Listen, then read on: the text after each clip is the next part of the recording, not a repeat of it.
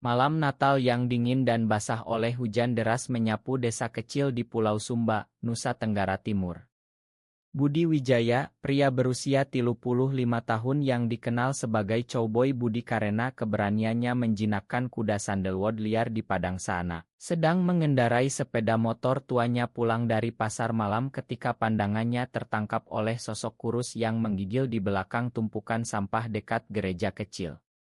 Tanpa ragu, Budi memarkir motornya dan mendekat dengan langkah hati-hati. Hatinya teriris melihat pemuda itu dengan tangan kotor mengais-ngais sisa makanan dari kantong plastik basah. "Hei, nak, kamu kenapa di sini sendirian malam-malam begini?" tanya Budi dengan suara lembut tapi tegas, sambil melepas jaketnya untuk menutupi bahu pemuda yang menggigil. Pemuda itu, yang kemudian dikenal sebagai Arya, mengangkat kepala dengan mata penuh ketakutan dan kelelahan. Saya tidak punya tempat, Pak. Lapar sekali, jawabnya pelan, suaranya hampir hilang ditelan angin hujan. Budi melihat wajah pucat Arya, tulang pipinya yang menonjol, baju robek-robek, dan tanpa pikir panjang ia memutuskan, "Ikut saya. Malam ini kamu tidur di rumah saya, besok kita bicara." Arya ragu sejenak, tapi dingin yang menusuk tulang dan lapar yang menyiksa membuatnya mengangguk. Di perjalanan pulang, hujan semakin deras membasahi mereka berdua, tapi Budi merasakan kehangatan aneh di dada saat Arya duduk di belakang motor, tangannya memegang pinggang Budi karena takut jatuh. Rumah Budi kecil tapi rapi, terbuat dari kayu dan atap seng, terletak di pinggir padang sana yang luas. Bau kopi dan aroma kuda dari kandang dekat tercium saat mereka masuk. Budi segera menyalakan api di tungku, memasak nasi hangat dengan ikan bakar sisa dan sayur kangkung. Arya makan dengan lahap, air matanya mengalir tanpa suara. "Terima kasih, Pak, saya tidak tahu harus kemana lagi," kata Arya di antara suap. Budi hanya mengangguk, hatinya dipenuhi pertanyaan. Ia sendiri hidup sendirian selama bertahun-tahun setelah ibunya meninggal, ayahnya yang keras menuntut ia menikah seperti saudara-saudaranya, tapi Budi tak pernah bisa membayangkan hidup dengan perempuan. Rahasia yang ia pendam sejak remaja, perasaan yang ia rasakan saat melihat teman cowok di sekolah, selalu membuatnya takut. Di desa ini, dengan adat Sumba yang kuat dan nilai Kristen yang dipegang teguh, cinta sesama pria adalah dosa besar yang tak terbayangkan. Malam itu, Budi memberikan kamar tidurnya pada Arya dan tidur di depan tamu. Ia terjaga lama, mendengar deru hujan dan napas pelan Arya dari kamar sebelah. "Kenapa aku melakukan ini?" gumamnya dalam hati. Keesokan paginya, matahari terbit cerah di atas sana hijau. Budi mengajak Arya melihat kandang kuda. Arya terpesona dengan kuda-kuda sandalwood yang lincah, bulu mereka mengkilap di bawah sinar pagi. "Pak Budi, kenapa Bapak tinggal sendirian di sini?" tanya Arya polos sambil membantu memberi makan. Budi tersenyum pahit, "Hidup kadang punya jalan sendiri, nak.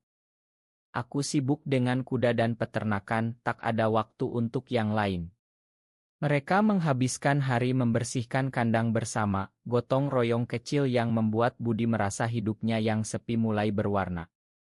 Arya cerita sedikit tentang dirinya, berusia 18 tahun, orang tua meninggal saat ia kecil, tinggal di panti asuhan di Kupang, lalu kabur karena sering dihina teman-teman karena cara berjalan dan bicara yang berbeda. Budi mendengarkan tanpa menghakimi, tapi dalam hati ia merasakan ikatan yang semakin kuat. Siang itu, saat mereka duduk di teras minum kopi, suara lonceng gereja masih terdengar samar dari desa, mengingatkan pada malam Natal kemarin. Budi merasa keputusannya membawa Arya pulang bukan sekadar belas kasih, tapi awal dari sesuatu yang lebih besar, meski ia tak berani menyebut namanya. Hari-hari berikutnya berlalu dengan tenang. Arya mulai membantu di peternakan, belajar naik kuda, dan Budi merasa senyumnya sendiri semakin sering. Tapi di balik itu, Budi mulai merasakan getar aneh setiap kali tangan mereka bersentuhan saat bekerja, sesuatu yang ia coba tekan dalam-dalam karena takut akan apa yang akan datang jika desa tahu. Pagi-pagi sekali, sinar matahari menyusup melalui celah jendela kayu rumah Budi, membangunkan Arya yang tidur nyenyak untuk pertama kali dalam berbulan-bulan. Ia bangun dan melihat Budi sudah sibuk di dapur, membuat teh hangat dan roti bakar sederhana. "Selamat pagi, Pak. Biar saya bantu," kata Arya sambil bangun cepat, merasa bersalah karena tidur terlalu lama. Budi tertawa pelan, "Santai saja, Nak. Kamu masih lelah. Hari ini kita kerja ringan dulu, lihat kuda-kuda." Mereka berdua keluar ke padang sana yang luas, angin sejuk bertiup membawa aroma rumput basah dan tanah merah sumba. Budi mengajari Arya cara menyikat bulu kuda dengan lembut, menjelaskan bahwa kuda sandalwood ini bukan hanya hewan, tapi teman hidup di sini. Arya mendengarkan dengan mata berbinar, tangannya yang dulu hanya mengais sampah sekarang memegang sikat dengan penuh perhatian. Seiring hari berlalu, rutinitas mereka semakin dekat. Arya membantu memerah susu kambing, membersihkan kandang, dan bahkan belajar memasak masakan sederhana Sumba seperti jagung rebus dengan ikan asin. Di sore hari, mereka duduk di teras menghadap sana, bercerita tentang mimpi. "Saya dulu ingin jadi guru, Pak. Tapi hidup susah," kata Arya pelan, matanya menatap jauh. Budi mengangguk, "Aku juga dulu mimpi punya peternakan besar. Tapi setelah ayah meninggal, semuanya jadi tanggung jawabku sendiri." Budi menceritakan sedikit tentang masa lalunya, pertunangan yang gagal karena ia tak bisa mencintai calon istrinya, dan bagaimana keluarga menekannya untuk menikah lagi. "Kadang aku merasa berbeda, Nak. Tapi di desa ini berbeda berarti sendirian," ujar Budi dengan suara berat. Arya tersenyum kecil, "Saya juga merasa begitu, Pak. Di panti, teman-teman bilang saya aneh karena suka lihat cowok cantik." Kata-kata itu menggantung di udara, membuat hati Budi berdegup kencang. Ia cepat mengalihkan topik, tapi malamnya, saat mereka duduk di bawah bintang-bintang, Budi merasa perasaan yang lama ia kubur mulai muncul lagi.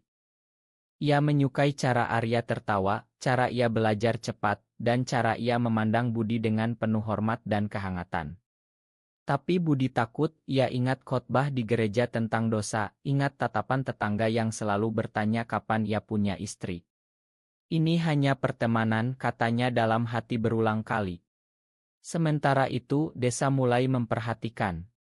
Tetangga Pak Tono yang suka menggosip melihat Arya membantu Budi di pasar, dan mulai bertanya, "Siapa anak baru itu, Bu?" "Anak saudara Budi." Budi menjawab diplomatis, "Teman dari jauh, tinggal sementara." Tapi dalam hati ia khawatir.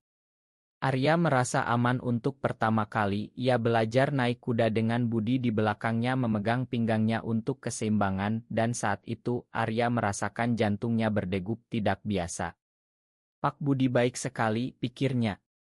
Hari-hari berlalu dengan damai, mereka gotong royong membersihkan rumah, menanam sayur di kebun kecil, dan Budi merasa hidupnya yang sepi selama 35 tahun mulai penuh warna.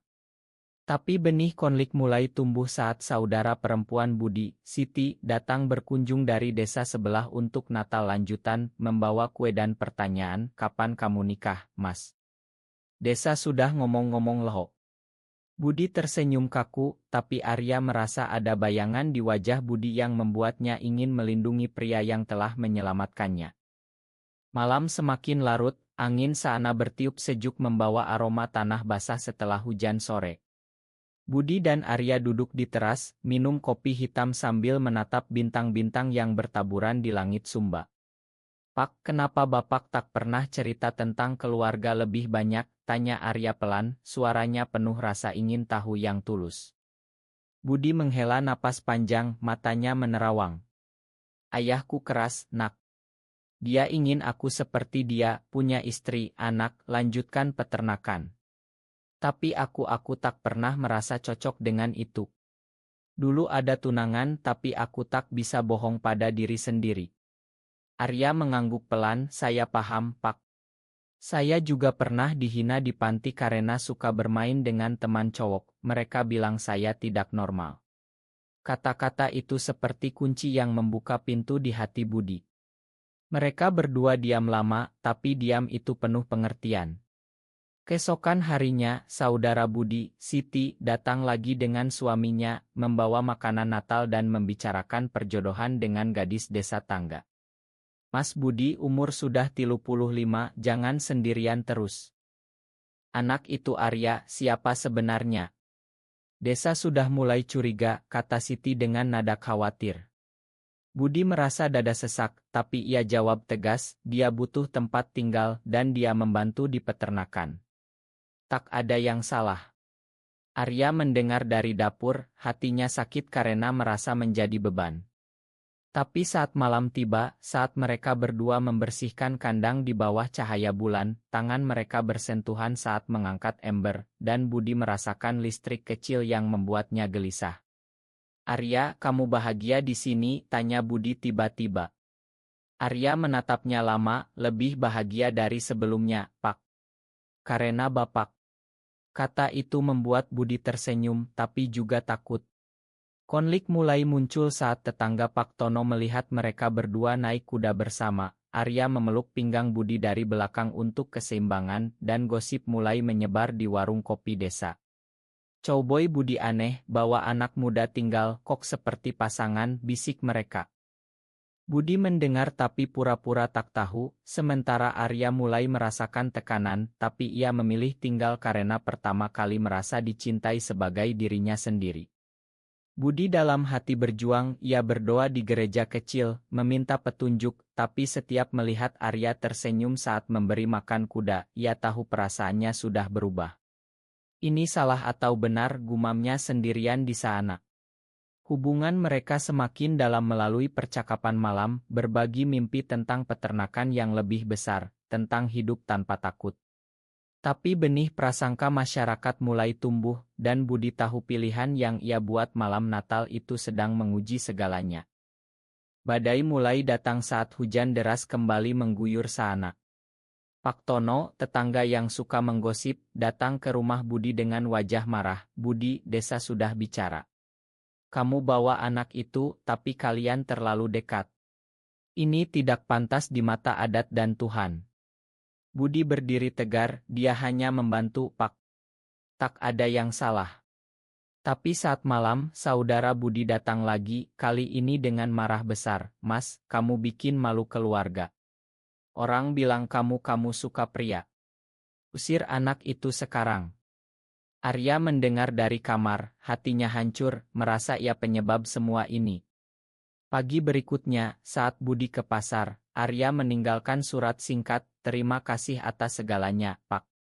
Saya tak mau Bapak susah karena saya. Saya pergi. Budi pulang dan menemukan rumah kosong, hatinya seperti diris. Ia mencari Arya di desa, di sana, tapi tak ada. Krisis itu membuat Budi sadar betapa dalam perasaannya. Ia berkonfrontasi dengan keluarga, aku hidup sendirian bertahun-tahun, sekarang aku bahagia dengan Arya. Kalian tak mengerti.